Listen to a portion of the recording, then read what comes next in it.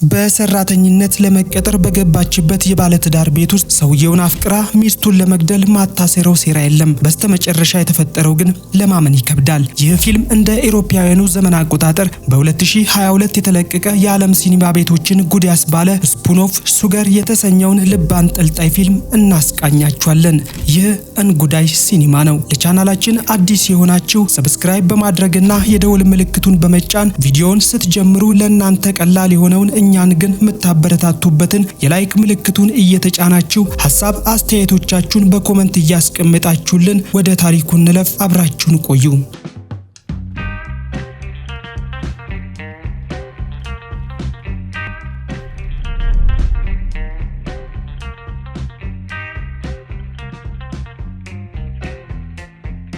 ፊልሙ የሚጀምረው ሜሊሰንት የተባለች ወጣት ልጅ ባስ ውስጥ ከተኛችበት ደንግጣ ስትነሳ ከፊት ለፊቷ የተቀመጠችው እናት ልጇን ስታጠባ ሜሊሰንት ሕፃኗን ስትመለከት እያሳየን ነው። ከባሱም ከወረደች በኋላ ወደ አንድ ቤተሰብ ቤት ትሄዳለች። በዚያም ሬቢካ የተባለች እናት ታገኛለች። ወደዚህ ቤት የመጣችው ለልጃቸው አጋዥና ጠባቂ ሰራተኛ ይፈልጉ ስለነበር ለመቀጠር ነው። በዚያም ቤት ስለ ስራ ልምድና በአጠቃላይ ስለቀረበላት ጥያቄ በመመለስ 21 ዓመቷ እንደሆነና ምንም የስራ ልምድ እንደሌላት ትናገራለች። ይህ ሬቢካን በጣም ያስጨንቃታል። ሜሊሰንት ግን ከህፃናት ጋር ግንኙነት መመስረት እንደምትችል በማስረዳት ህፃኑን እንድትንከባከብ ስራውን እንድትሰጣት ታግባባታለች። በመቀጠል ሜሊሰንት ከሰው ጋር ብዙ ግንኙነትና ተግባቦት ከማያደርገው ህፃኑ ልጅ ጆኒ ጋር ይተዋወቃሉ። ጆኒ ለብዙ ነገር አላርጂ ስለሆነ ሁልጊዜም ራሱን ሙሉ በሙሉ በጭንብል የሚሸፍን አለባበስ ነው የሚለብሰው። ሜሊሰንት ተጠግታ ልታጫውተው ስትሞክር ልጁም እጁን ዘርግቶ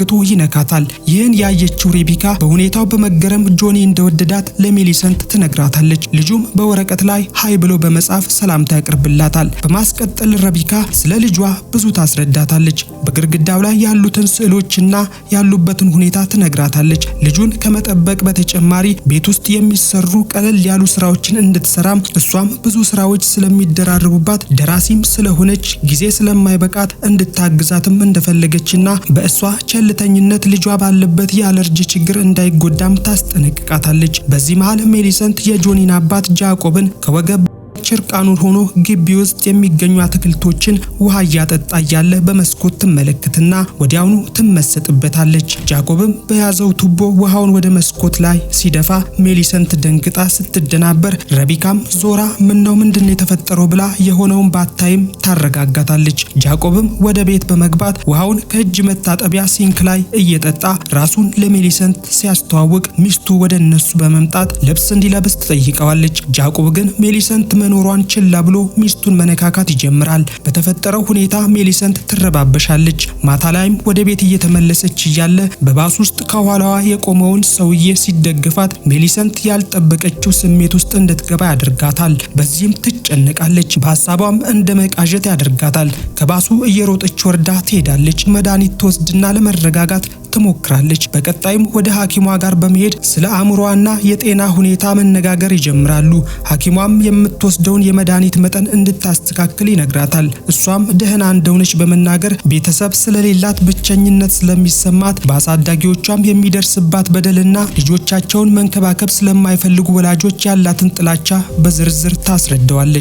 በሌላኛው የምሽት ትዕይንት ሬቢካና ጃኮብ ፍቅር ሲሰሩ እንመለከታለን። ሁለቱም በጣም ተመስጠው ነበር። መሃል ግን ልጃቸው በጩኸት መወራጨት ይጀምራል። በዚህም ደንግጠው የጀመሩትን የፍቅር ግንኙነት ያቋርጣሉ። ወደ ልጃቸውም ክፍል ሮጠው ሲገቡ ልጁ እየተወራጨ መማታት ይጀምራል። በድንገት የቸኮሌት ገለባ ታይና አለርጂ በመሆኑ ለምን በሱ አካባቢ ቸኮሌት እንዳስቀመጠ ትጠይቀዋለች። ጃኮብም ምንም አለርጂ እንደሌለበትና የአእምሮ ጤና ችግር ሊሆን ስለሚችል እርዳታ ወደሚሰጥበት ተቋም መሄድ እንዳለባቸው ይነግራታል። ሬቢካ ግን በንግግሩ አልተስማማችም ነበር። በሚቀጥለው ቀንም ሜሊሰንት ከአሳዳጊ አባቷ ጋር ቁርስ ስትበላ እንመለከታለን። ሜሊሰንትም ለአባቷ ስለ አዲሱ ስራዋ በመናገር በጃኮብ እንደተመሰጠችበትም ጭምር ታወራለች። አሳዳጊዋም ይህን ሲሰማ ለሷ ጥልቅ ፍቅር ስለነበረው በሰማው ነገር በመቅናት በእልህና በቁጭት እግሯ ላይ ተኝቶ ጥላውን እንዳትሄድ እያባበለ በመለመን እስከዛሬ ያደረገላትን ነገር በዝርዝር መናገር ይጀምራል። ይህ ድርጊቱ ቢያናድዳትም ጥላው እንደማትሄድ ግን ቃል ትገባለታለች። በቀጣዩም ትዕይንት ሜሊሰንትን ስራ ቦታዋ ላይ እናያታለን። እናያለን። ጆኒም ከቤት ጀርባ በኩል ቁጭ ብሎ ሲቆፍር ትመለከታለች። እሱም ጥንቸል ገሎ ሊቀብር እየሞከረ እያለ እሷም ትመጣና ቢላዋ አውጥታ ታግዘዋለች። የጥንቸሎቹንም እግሮች በመቆራረጥ እየሰጠችው መልካም እድል ሊያመጣ ይችላል ትለዋለች። በመቀጠልም ማታ ከስራ ስትወጣ የጃኮብን ፎቶና የረቢካን ቀሚስ በመስረቅ ወደ ቤቷ ትሄዳለች። ቤት እንደደረሰችም መድኃኒቷን ትወስዳለች። በኋላም የረቢካን ቀሚስ በመልበስ አልጋዋ ላይ በመውጣት የጃኮብን ፎቶ እያየች ስሜት ውስጥ ትገባለች። ራሷንም በራሷ በማስደሰት መጮህ ትጀምራለች። ብልቷም በዚህ ሁኔታ መድማት ይጀምራል። በማግስቱም ራሷን አሰማምራ ሜካፓን ተቀብታ ወደ ስራዋ ትሄዳለች። በዚያም ከጆኒ ጋር ስዕል እየሳሉ እየተጫወቱ ደስተኛ ሆነው ይውላሉ። ማታ ላይም ረቢካ ለጃኮብ በመደወል ወደ ቤት እንደማትመጣና ሜልሰንት ጆኒን እየጠበቀች እዛው እንድትቆይ ትነግረዋለች።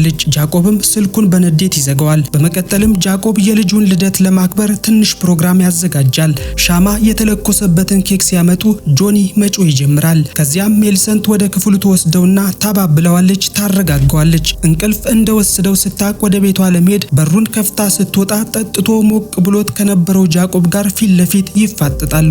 ጃኮብም ወደ እሷ ቀስ እያለ ሊስማት ሲጠጋ በድንገት ጆኒ በሩን ከፍቶ ሲወጣ ይደናገጡና ያቋርጣቸዋል። በንጋታው ጠዋት ረቢካ መታ ከጆኒ ጎን ተቀምጣ ቀስ ብላ ስትነካው በጩኸትና በመወራጨት ካጠገቡ ያባርራታል። በዚህም የተከፋችው ረቢካ በስለት ራሷን መቁረጥ ትጀምራለች። በቀጣዩም ትዕይንት ሜሊሰንት ጆኒን ወደ መጫወቻ ቦታ ትወስደውና ይቆያሉ። በመቀጠልም ፊቱን የሸፈነበትን መከላከያ ታነሳበታለች። በሁኔታው የተደናገጠውና የፈራው ጆኒ ምንም አለርጂ እንደሌለበት ስትነግረው እናቱም ማውቃ የሌለበትን በሽታ እንደሰጠችው ታሳምነዋለች።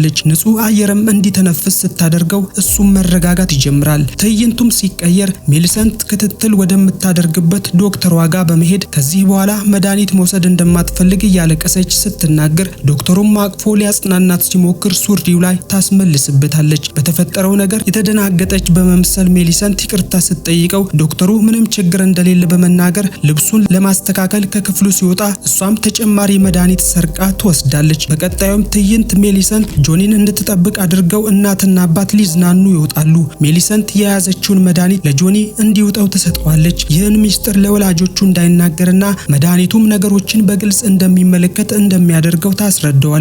ሁለቱም በመድኃኒቱ ኃይል እየደነሱ መዝናናት ይጀምራሉ። ቀጥሎም ከቤት በመውጣት በየመንገዱ እየዞሩ መጫወታቸውን ቀጠሉ። ረቢካና ባሏ ከሄዱበት እየተመለሱ እሱ መኪናውን እየነዳ እሷም ጎንበስ ብላ ብልቱን ስትጠባለት እንመለከታለን። እሱም ስሜት ውስጥ ሲገባ መሪውን መቆጣጠር ያቅተውና በድንገት በመንገድ መሃል እየተሻገሩ ያሉትን ልጆች ከመግጨት ይተርፋሉ።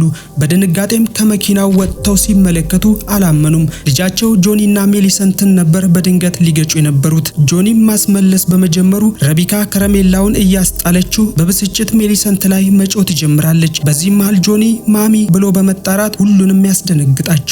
እናቱና አባቱን በመናገሩ ደስተኛ ይሆናሉ። ነገር ግን ጆኒ እጆቹን ወደ ሜሊሰንት ዘርግቶ በመሄዱ ረቢካ በመናደድ በአስቸኳይ ከዚህ አካባቢ እንድትጠፋ ትናገራለች። ጆኒንም ወደ ቤት በመውሰድ በድጋሚ እንዲጣራና እንዲናገር ትለምነዋለች። ጆኒ ግን ምንም መልስ ሊሰጣት አልቻለም ነበር። በሌላ በኩል ጃኮብ ሜሊሰንትን ለማድረስ እየሄዱ ሳለ ሜሊሰንት ስላጠፋችው ጥፋት ይቅርታ ተጠይቀዋለች።